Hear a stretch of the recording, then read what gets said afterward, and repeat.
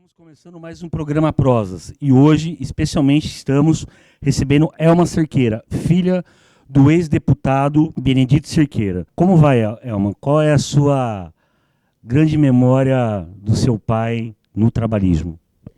Olha, tudo bem, bom dia. Eu tenho uma memória não muito boa, porque eu era muito criança ainda. Tenho muita memória até do que eu aprendi com os companheiros do partido, companheiros dele, que nos visitou, porque meu pai morreu praticamente quando eu tinha 29 anos, que era na época que eu poderia aprender mais, porque nós ficamos distantes. Mas tenho boas lembranças, mesmo que triste, porque você, quando vai embora do seu país, obrigada, e não porque você deseja, é muito triste. Mas você aprende muito. Você vê outras famílias, outras vivências de outros companheiros nossos que tiveram que ir embora e com que são solidários. Você fica muito mais solidária a tudo, porque é aquela percepção, eu quero voltar para o meu país e não posso. O seu pai começa a militância política através do Sindicato dos Metalúrgicos. Seu pai era um metalúrgico. Ele assume a presidência do Sindicato dos Metalúrgicos. Em quais circunstâncias? Como era o seu pai presidente do Sindicato dos Metalúrgicos?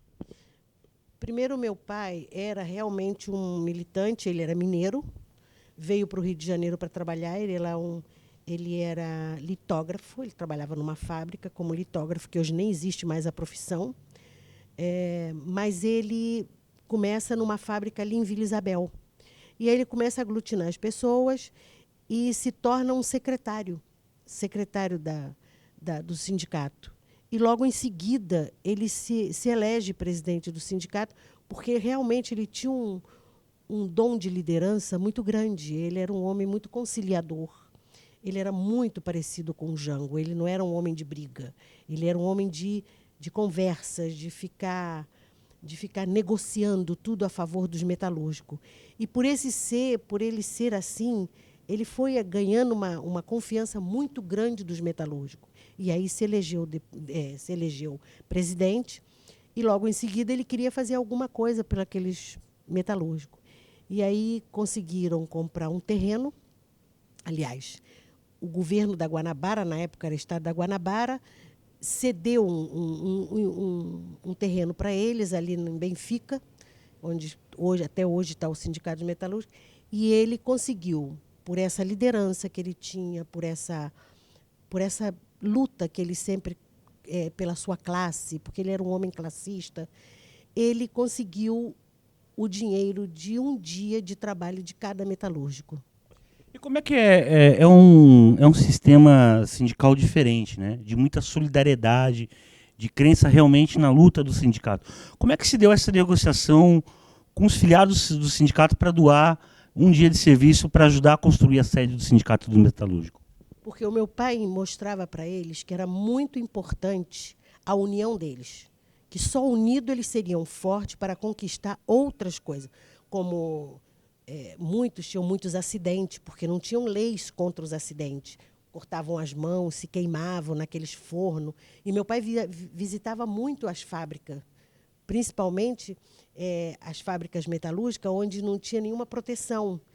E aí o meu pai negociava isso também com os patrões, dizia, olha, eles estão trabalhando em situações de tipo escravos, né, com umas situações muito precárias. Nisso ele foi adquirindo, porque ele foi conquistando muita coisa, porque, como eu te digo, ele era um homem pacificador, ele não era um homem de uma luta inconsequente. Ele sempre dizia, vamos fazer a greve, mas não vamos quebrar a nossa fábrica, porque dali nós tiramos o pão de cada dia. Vamos ficar, nem que tenhamos que negociar a noite inteira com os patrões. Então, isso deu ao meu pai assim uma liderança muito grande. Ele sempre foi um homem muito sereno, muito tranquilo. E aí ele conseguiu isso, primeiro que ele tinha o dom da palavra. E ele transmitia, isso eu te digo porque meu pai, para nós, era assim, um homem forte, tinha que ter muito respeito por ele, mas ele era um homem que te passava confiança. Você tinha confiança naquilo que ele estava falando, ele era firme naquilo que ele falava. E ele conquistou, porque ele visitava muitas fábricas. Ele era um homem muito pouco de ficar em casa. Ele visitava esses municípios afora e visitava as fábricas. E eu não sei te dizer com detalhes, porque na época eu ainda era muito menor do que quando eu saí do Brasil. Mas sei que ele conseguiu construir o palácio, que depois eles denominaram Palácio dos Metalúrgicos, e ali ele criou cooperativa para os metalúrgicos fazerem compras, consultório médico, dentário e um segundo grau. Ele botou um supletivo ali para eles estudarem, porque ele mostrava, vocês têm que ter conhecimento. Então, os filhos dos metalúrgicos também podiam estudar ali. Então, eu acho que isso foi um trabalho social em todo sentido, não só no âmbito sindical, mas no âmbito da educação, da saúde, como era realmente o que nós vemos do PDT. O que o PDT fez quando veio para o governo? Criou um CIEP, onde tinha saúde, educação e tinha dentista, tinha essa coisa do lazer, então, e tinha essa coisa do... E isso ele fez, tanto é que foi considerado o Palácio dos Metalúrgicos, porque ele conseguiu construir um prédio de 4 andares, onde tinha a parte administrativa do sindicato, embaixo era o auditório, onde cabiam mais de 4.000 metalúrgicos, onde eles faziam as assembleias, onde eles faziam as convenções deles, e em cima era a parte dessa parte de saúde. Dr. Araceli, que foi o médico de lá, ficou lá a vida inteira, eu acho que saiu de lá só quando morreu, dentistas, e isso cobria para toda a família do metalúrgico. Então, ele tinha um respaldo do sindicato dele. Ele contribuía para o sindicato dele, mas ele tinha retorno. Eu acho que isso foi o fundamental para ele conquistar toda essa liderança na área metalúrgica. O seu pai, como presidente do sindicato, essa militância toda, essa liderança toda, deve ter o levado ao PTB. Embora o sindicato tenha sido uma composição de amplas forças políticas. Como é que seu pai entra para o PTB e como é que é a relação dele com os comunistas do sindicato? Olha, era uma relação muito harmoniosa. Primeiro porque ele era um homem classista. Lá no sindicato, a prioridade era o direito do trabalhador metalúrgico. Então, ele era classista. Se alguma coisa ali fosse importante para os metalúrgicos e a ideia viesse dos diretores comunistas que ali compunham porque eram forças que compunham esse sindicato, ele dava o voto de Minerva como presidente. Então, os comunistas tinham muita confiança nele, apesar dele ter sido petebista desde a época do Getúlio. Meu pai era filiado à ala moça do Getúlio, junto com Jango, junto com Brizola, mas tanto é que ele foi até quando o Getúlio morreu, meu pai teve que se esconder, porque tinha medo de ser preso, dessa coisa toda. E eu nasci no dia que o Getúlio morreu. Então, o dia que o Getúlio morreu, eu nasci 4 dias depois. Meu pai estava fora de casa, minha mãe foi para a maternidade com meus tios, porque meu pai estava sumido por conta da confusão que foi com a morte do Getúlio. Então, meu pai já era petebista, mas sempre teve muito respeito dos comunistas que faziam parte da sua diretoria. Com isso, principalmente porque o sindicato dos metalúrgicos era filiado à Federação Sindical Mundial, que sediava-se em Praga. E ali ele com o governo russo, meu pai fez muito intercâmbio de operários entre o Brasil e a União Soviética na gestão Jango, tá? Na gestão do Jango. E aí ele alcançou um convite para o Burô Russo. Tanto é que ele era considerado no Brasil não um petebista, senão que um comunista. Mas, na verdade, ele era PTB. A filiação dele, eu até tenho guardada até hoje, a contribuição que ele fazia ao PTB, que eles faziam, que eles tinham obrigação de fazer. Ele tem os livros, porque eles escreviam os nomes, quanto cada um contribuíam. Tem tudo guardado isso nas memórias dele. Mas ele tinha essa confiança por conta que ele dava valor, por exemplo, aprovar uma lei ou aprovar alguma resolução importante para o trabalhador. E ele não importava de que lado viesse daquela diretoria. Aquela diretoria tinha que ter harmonia e, principalmente, o dever e a obrigação de defender os metalúrgicos. O seu pai disputou 2 eleições. Uma ele perdeu e em 62 ele ganha a eleição para deputado federal. E nessas eleições ele vai para o Congresso Nacional junto com o Brizola, aonde Jango é o presidente. Como foi as eleições do seu pai quando ele ganhou as eleições para deputado federal? Olha, essas eleições é uma coisa que marcou muito na minha vida.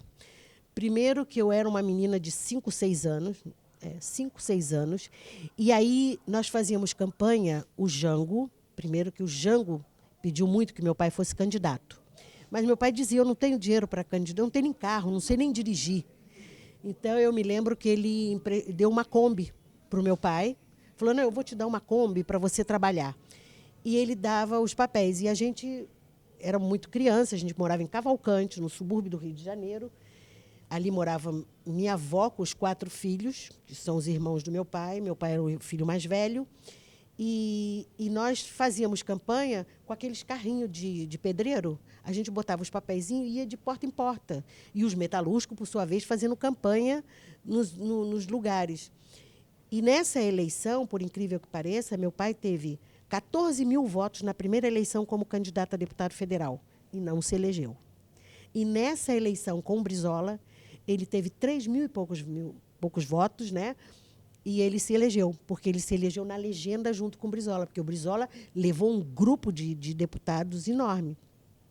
Nessa eleição, o Brizola bateu todos os recordes proporcionais como candidato mais bem votado na história do Brasil, né?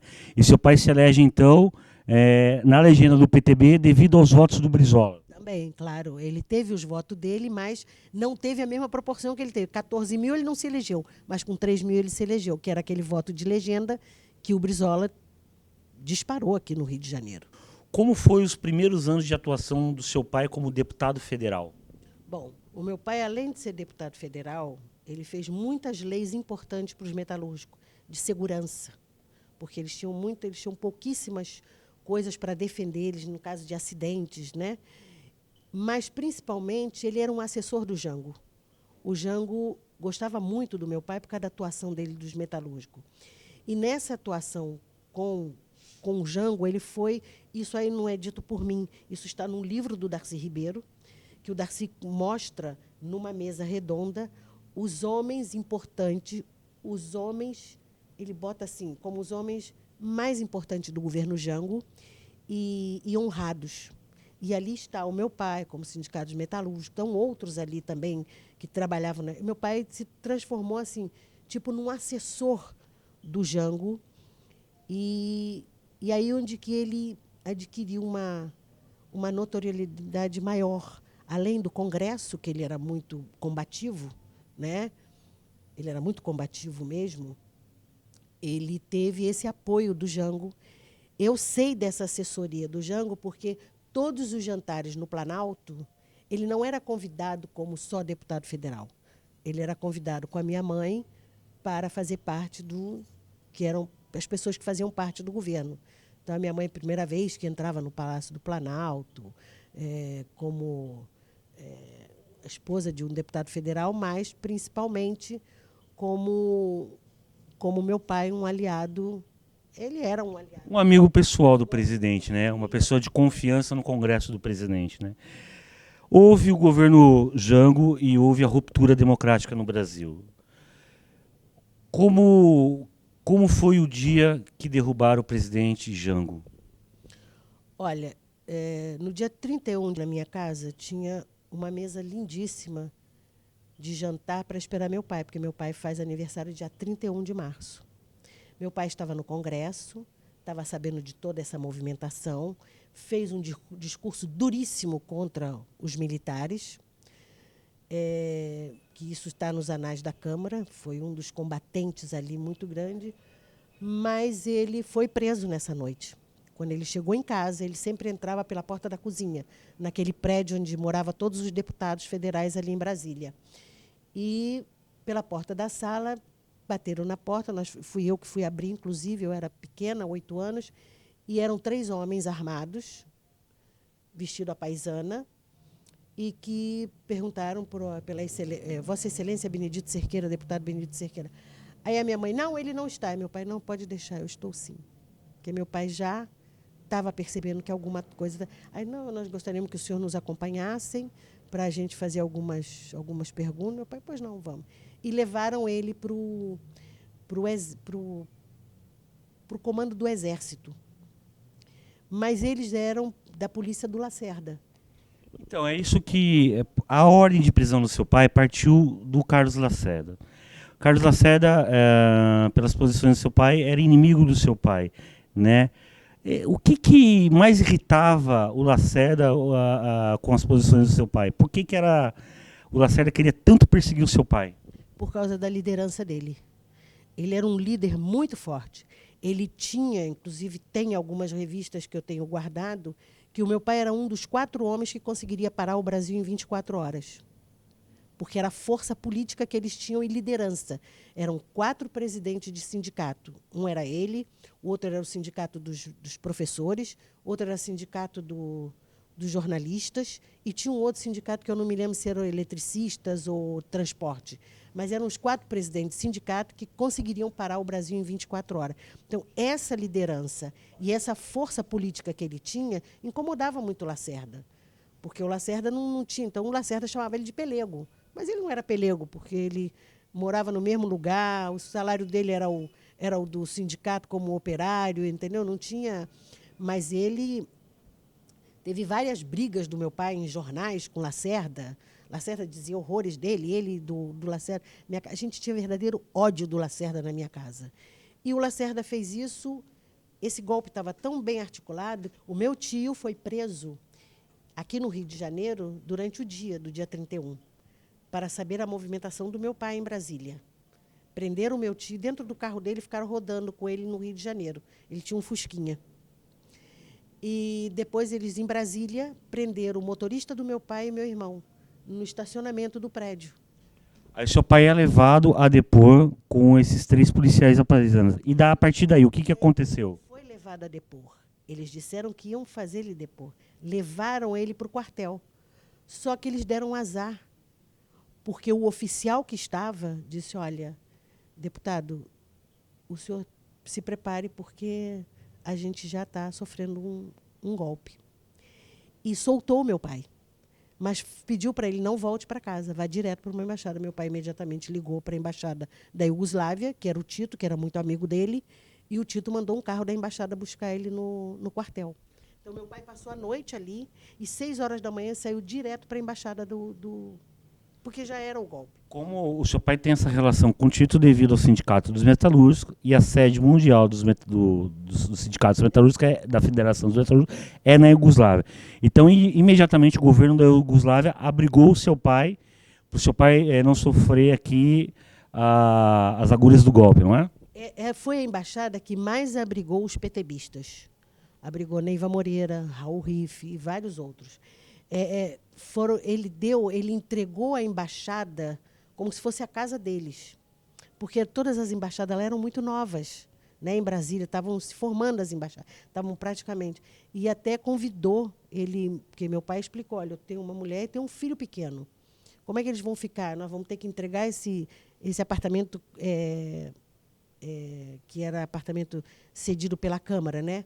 Aí ele falou, não, pode vir com a sua mulher para cá e seu filho mais novo. E eu, com a minha avó e meu avô, voltamos para o Rio de Janeiro, que a gente tinha casa aqui no Rio de Janeiro. Aí nós voltamos para o Rio de Janeiro. E a minha mãe ficou vivendo, porque meu pai foi o último a sair da embaixada. Seu pai ficou quanto tempo na embaixada? 7 meses. O governo brasileiro não dava salvo-conduto para ele ir embora. Meu pai foi embora num navio cargueiro da embaixada, outra interferência do Tito, que ele autorizou toda a minha família a entrar dentro do navio para se despedir do meu pai. Nós passamos o dia inteiro no navio cargueiro da Iugoslávia, que vinha trazer coisas da Iugoslávia para cá, e meu pai foi embora nele. Meu pai foi o último exilado a sair da embaixada da Iugoslávia. Seu pai, durante esse período na embaixada da Iugoslávia, com certeza ele ajudou vários companheiros a se abrigarem na embaixada da Iugoslávia. Você tem notícia dos grandes nomes que seu pai ajudou a abrigar na embaixada da Iugoslávia em negociação com o governo da Iugoslávia? Olha, que eu me lembro bem, foram os deputados federais do PTB da época. Neiva, o Raul Riff, que era também eram assessores do Jango junto com meu pai. A Vânia, que era uma militante petebista. Teve outros que eu, agora, assim, de memória, eu não sei te dizer o nome, mas foram vários. Como meu pai continuou ajudando depois que ele foi embora.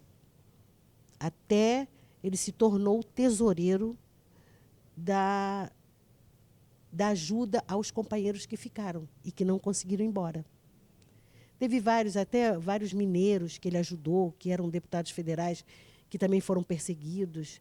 Mas eu tenho isso numa... que depois até posso te passar o documento para você poder se documentar melhor. Mas, assim, de memória, eram muitos nomes que minha mãe sempre nos dizia. Mas o que eu mais me lembro era o Neiva e o Tito Riff, o Raul Riff, aliás, porque eles eram muito próximos da gente ali. Inclusive, vocês eram vizinhos do Neiva Moreira em Brasília, né? Como é que era essa relação de ser vizinha do Neiva Moreira? Como é que era o convívio familiar com a família do Neiva e a família de vocês? Olha, era um convívio muito agradável. Primeiro que eles eram companheiros, sabe? No todo sentido da palavra, que hoje eu não sei se existe mais, mas eles eram deputados federais muito respeitados e muito companheiros. Então, ali, quando a gente entrava naquele prédio, eu dormia na casa da família do Neiva, as meninas vinham brincar comigo, eu era muito sozinha, porque meus irmãos eram muito mais velhos e o meu irmão mais novo era muito mais novo. Então, eu era muito isolada. E com a gente todos, cada um de um estado, não estava com sua família próxima ali.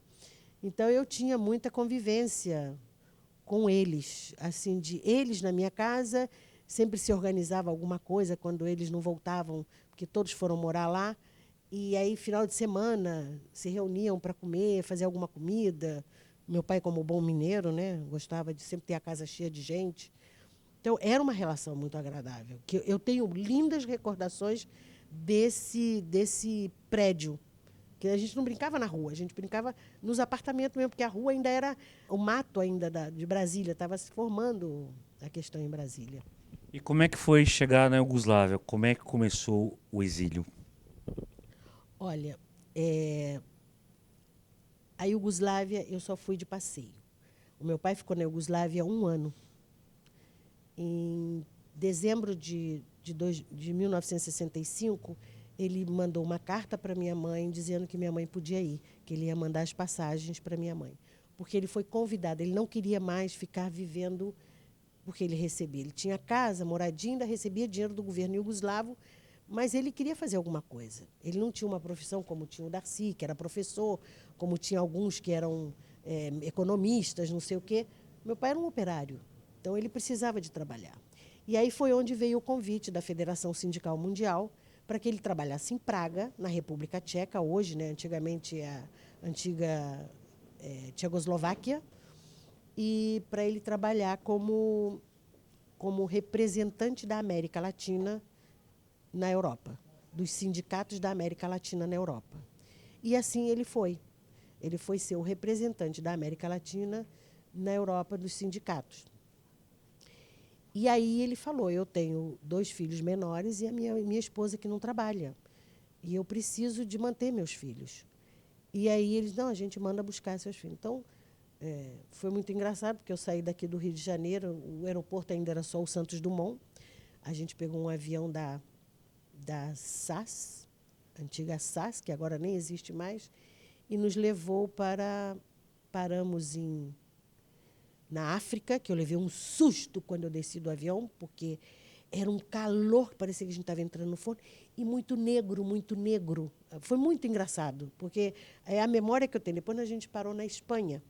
Fomos para a Espanha, meu irmão muito levadinho, né? Levaram a gente, o avião teve um problema, nós tivemos que dormir no hotel na Espanha, e meu irmão apertava todos os botões e as mulheres vinham falar, minha mãe morrendo de vergonha, não sei o quê. E o mais engraçado, que a minha mãe fez um casaquinho para mim, nunca vou me esquecer desse casaquinho, parecia um cobertor vermelho, com uma pelezinha aqui.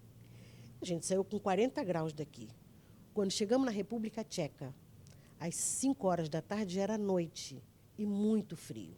E eu só me lembro que eu desci do avião E eu tremia, e tremia, e tremia, porque estava 17 graus abaixo de zero. Então, foi assim um choque. Mas, logicamente, quero dizer para você que estava toda a diretoria da federação esperando, já na porta do avião para levar a gente. Na mesma hora, levar a gente para uma loja, compraram roupas adequadas, porque a gente não tinha roupa adequada. Embora com todo o amparo dos metalúrgicos de Praga, né, da federação, né, do próprio governo, há um choque cultural. Né? Há um rompimento da tua pátria, do teu estado. Né? Esse choque cultural, aonde mais atingiu a família de vocês? Primeiro que meu pai era um homem muito nacionalista. Então, ele não deixava a gente falar outro idioma dentro de casa.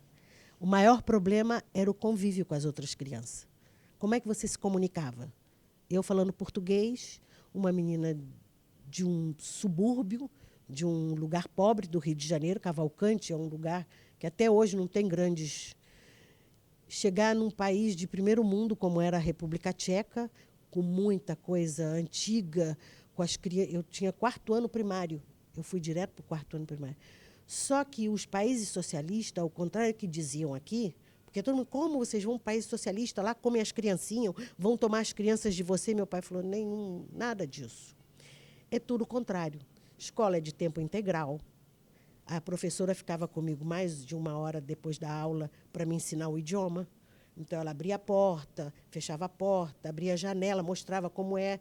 As crianças me ensinaram muito palavrão, eu quase morria de vergonha, chorava muito, porque o crente que eu tinha aprendido uma palavra bonita e falava para a professora, quando eu via um palavrão, ficava todo mundo de castigo. Foi muito engraçado. Mas os países socialistas dos quais eu vivi até os meus 17 anos, que me deu hoje toda a minha base de solidariedade. Porque é tudo o contrário do que falam aqui. É muita cultura, é muita educação. Você tem tudo dentro. E a Federação Sindical Mundial, ela deu todo o apoio ao meu pai. Então, o choque maior que nós tivemos foi, primeiro, que é uma cultura completamente diferente, começando pelo clima. Você sair de 40 graus, chegar a 17 graus abaixo de zero, não entender o idioma, morando em hotel, porque primeiro nós moramos 7 meses num hotel. Então, eu me lembro que a gente ia comer na estação de trem uma comida típica tcheca que chama bramborak, que é uma mistura de batata ralada com salaminho e frita, e a gente comia aquilo e com pão, porque meu pai também estava pedindo já para a gente ir para alguma casa, já estava recebendo salário, e aí eles deram. Lá tudo era do governo, não tinha como você alugar nem nada, tudo era do governo. Moramos num bairro novo, que era o bairro das Flores, cada rua tinha um nome de uma flor. A rua que nós morávamos era Yasmin. E ali tinha escola, e todos esses bairros tinham sua escola, o centro educacional, tinha a parte de saúde. Você tocou numa coisa muito importante, que em Praga as escolas eram de tempo integral. Então, em todos os países socialistas e também em outras partes do mundo, era escola de tempo integral. O Darcy Ribeiro tentou implantar a escola de tempo integral aqui no Brasil.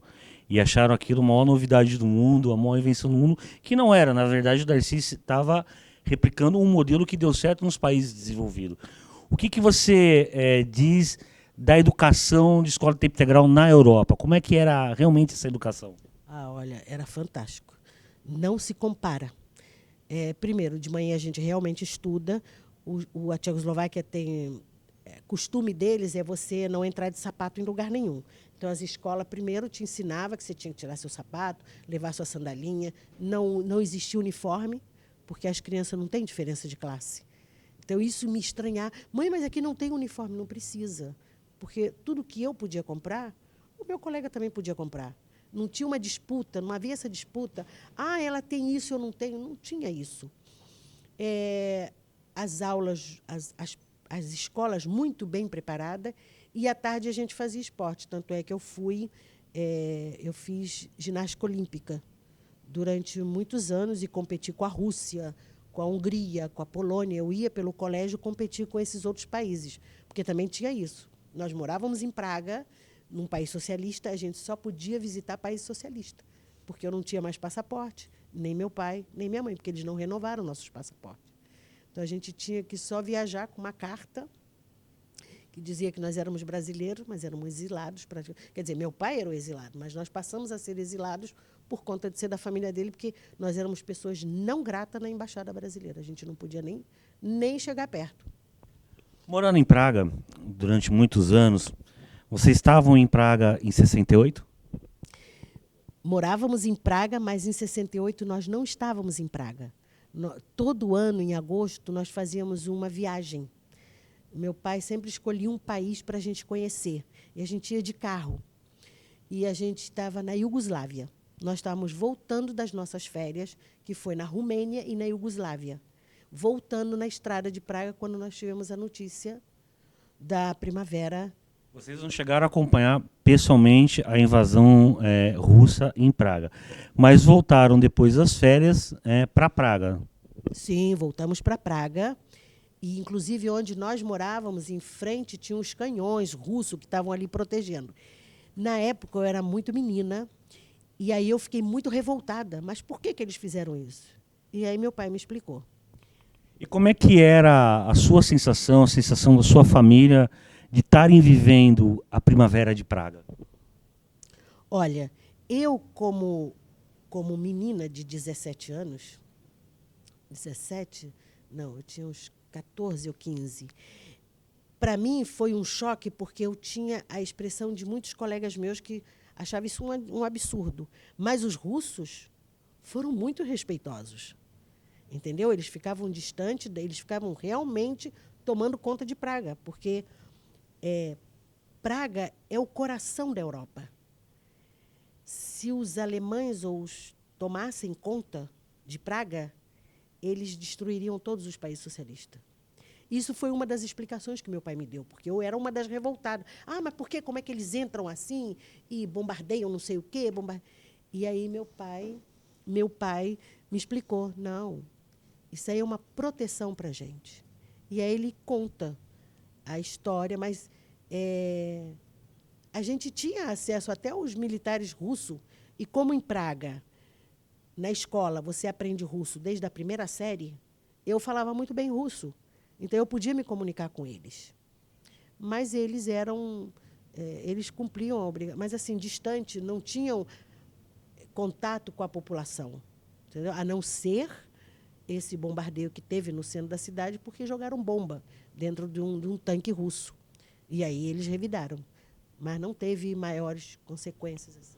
No exílio, vocês recebiam as notícias do Brasil. Gente sendo morta, gente sendo torturada, gente sendo perseguida. Com certeza, muitos amigos do seu pai sofreu isso. Como é que vocês recebiam essas notícias no exílio? Olha, eu sei que para o meu pai era muito terrível isso. Ele passava muito pouco essas coisas para a gente, porque ele tinha muito medo do sofrimento que a gente ia ter. Ele falava assim, quanto menos vocês souberem, menos vocês sofreriam. Mas eu sei que meu pai sofria muito e tinha muita vontade de envolver. E foi aí onde ele se envolveu com essa ajuda aos companheiros que aqui ficaram. Mas ele teve muitos. Ele teve um, que eu não me lembro o nome dele agora, lamentável, era um mineiro que foi deputado estadual. E ele foi puxado por um cavalo pela cidade inteira até morrer. E meu pai contava isso com muita dor, com muito sofrimento, porque era um companheiro dele de infância, da mesma idade. Então, a gente sabia muito disso. E eu tinha um irmão mais velho que trabalhava na Rádio Praga, que ele fazia transmissão dos programas para o Brasil, pela Rádio Praga. Ele era locutor. O seu pai montou uma associação para ajudar os exilados no exterior. Como é que foi essa associação, essa organização que seu pai participou de auxílio aos brasileiros perseguidos do Brasil? Essa organização foi um contato. Iam muitos estudantes brasileiros e latino-americanos para Praga para estudar. Ele conseguiu levar muitos. E aí eles fizeram tipo uma associação entre os exilados que ali estavam, mesmo em países próximos. E meu pai ficou encarregado de recolher o dinheiro. Era tipo assim, é como se você desse uma mesada para poder mandar para as famílias que ficaram desabrigadas aqui, que o pai sumiu, ou que mataram, ou que estava preso. E minha mãe e meu pai tinham essa incumbência. A minha mãe tinha incumbência de levar para o banco o dinheiro que recolhia. E depois mandava os nomes das famílias que tinham que ser ajudadas. E aí meu pai fazia. E essa coisa foi criada pelas informações, como você diz, do que acontecia aqui, e eles lá sabendo a responsabilidade que eles tinham com isso, de ajudar os companheiros que não conseguiram sair como eles, ou que não conseguiram se esconder. Então, nisso estava envolvido Brizola, Darcy, estava envolvido outros mais, que faziam parte, até o Jango mesmo, eles juntavam, porque meu pai ganhava muito bem. O meu pai ganhava um dinheiro que jamais ele pensou em ganhar aqui no Brasil. O salário era muito alto. Então, eu me lembro que tinha um percentual que era para... E ele se tornou realmente o tesoureiro dessa... Ele mandava até para a guerrilha dos Caparaó. Ele mandava para o Baiar Boatê. O seu pai, dentro do exílio, ele tinha ainda muito contato com o Brizola, com o Jango, com as grandes lideranças do PTB. Como era esse diálogo entre eles por carta? O que eles conversavam? O que eles diziam nesse período de exílio? Bom, a luta deles o tempo todo era a volta para o Brasil. Era uma obsessão? Era uma obsessão, de todos eles. Eu me lembro que eu dizia, a gente não vamos voltar mais para aquele país, o senhor está condenado há 20 anos, o que a gente vai fazer lá? Eles não gostam do senhor. Eu nunca vi um país botar para fora uma pessoa só porque... Eu era muito revoltada, né? E meu pai dizia, não, é a sua pátria. E era uma das características dele, por exemplo, na minha casa não se falava outro idioma a não ser português. Eu não esqueci o português por causa disso. E quando, às vezes, eu tinha dificuldade com meu irmão, que meu irmão não foi alfabetizado em português, só em tcheco. Meu irmão tinha 5 anos quando chegou lá. A primeira vez que ele foi na escola foi na República Tcheca. E meu irmão, às vezes, queria falar alguma coisa, mas a gente não sabia como falar em português. Eu falava em tcheco, meu pai, não, volta e fala em português. E a gente ainda tinha que traduzir o jornal para ele. A gente tinha que sentar e traduzir o que estavam falando na televisão, quando dava... Porque eles falavam tcheco, meu pai falava principalmente francês e espanhol, porque na federação a obrigação era falar francês, porque era uma instituição francesa em Praga. Então, quando começa a discussão na anistia, como é que foi? Vocês receberam a notícia da discussão da anistia no Brasil? Bom, quando houve anistia no Brasil, quando houve anistia, eu não estava com meu pai, porque meu pai morava no Panamá, no México. Meu pai era dirigente da Cepustal. A gente já tinha vindo para a América Latina, porque meu pai queria muito ficar próximo do Brasil. Era o intuito de todos eles virem para os países latino-americanos que recebessem eles. Então, meu pai foi, por causa do Allende, foi para o Chile. E aí estava mais próximo do... Aí o Brizola teve que sair do Uruguai e foi para os Estados Unidos. Mas eles sempre se encontravam. Eles sempre se encontravam em outros países, até o encontro de Lisboa, que foi onde ele encontrou com o Brizola para fundar o PDT. Então, esse encontro de Lisboa era para retomar o PTB. Né? Um dos grandes líderes do encontro de Lisboa, além de Brizola, né, foi Neivo, seu pai teve nesse encontro de Lisboa. E foi o Mário Soares, não é? O que você tem para me dizer do Mário Soares e o encontro de Lisboa? Olha, o Mário Soares, antes do encontro de Lisboa, já era um homem da amizade do meu pai. Entendeu? Era um dos países onde meu pai conseguia viajar, porque com essa falta de passaporte, era muito difícil ele ir para outros países. Então, ele só podia entrar naqueles lugares onde os dirigentes... Então, era uma convivência muito boa. E o meu pai tinha muita esperança de voltar ao Brasil, muita, muita. Era uma coisa visível nele. Ele sempre dizia, nós vamos voltar, ainda não deixava nem a gente casar fora. Namorava, mas, olha, tem que voltar. Não casar nem pensar fora, só com o brasileiro. Só com o brasileiro, é. Vem a anistia, né, e começa a batalha pela retomada do PTB. Como é que você vê a batalha da retomada do PTB, que infelizmente se perdeu e teve que se construir o PDT? Como é que seu pai enxergava isso? Olha, a retomada do PTB foi muito importante para eles, porque era o sonho deles formar de novo o partido que foi um dos partidos mais fortes na época. Sempre se diz que o golpe não foi contra só o Jango, foi contra o PTB, a bancada do PTB, que era uma bancada fortíssima. Eram homens muito sérios e que tinham muitas convicções daquilo que eles acreditavam. Então, foi um golpe em cima dos trabalhadores, em cima dos trabalhistas, não foi? Porque. E aí, o meu pai volta para cá, voltou em 79, igual o Brizola, foi recebido lindamente pelos metalúrgicos, os antigos metalúrgicos, foram buscar ele no aeroporto, jogaram ele para o alto, assim como fizeram com o Brizola. Tem fotos lindíssimas do encontro deles aqui. E eu só vim depois, eu só vim em dezembro, porque eu morava no Chile. E aí meu pai falou, não, mas pode voltar. Aí foi quando você vê a relação do Brasil com você. Porque quando eu fui na Embaixada Brasileira, quando meu pai foi para o Panamá, e eu fiquei morando no Chile, que eu era professora, eu não podia entrar na Embaixada do Brasil. Eu era pessoa não grata. E em 79, quando eu fui para reivindicar o meu passaporte, eu fui recebida, só faltaram botar o tapete vermelho. É engraçado porque você conhece o seu Brasil depois de adulta. Né? Qual é o impacto quando você pisa no Brasil e fala, esse é o meu país? Olha, a minha família é uma família muito grande. E meu pai fez questão de que todos fossem me esperar no aeroporto. Eu vim com uma filha de 4 anos, de 4 anos. Minha filha tinha 4 anos, nascida no Chile, eu tinha casado com um chileno. Porque aí meu pai não conseguiu me segurar. Porque eu já tinha 19 anos, já namorava, eu estava cansada de viajar e viajar e viajar. E aí veio o golpe no Chile, né? E eu namorava um rapaz que não tinha envolvimento com política. Então eu consegui ficar, mas mesmo assim eles revistaram minha casa. Eles foram lá e meu pai foi tirado lá pelos comunistas. Os comunistas botaram meu pai na Embaixada do Panamá.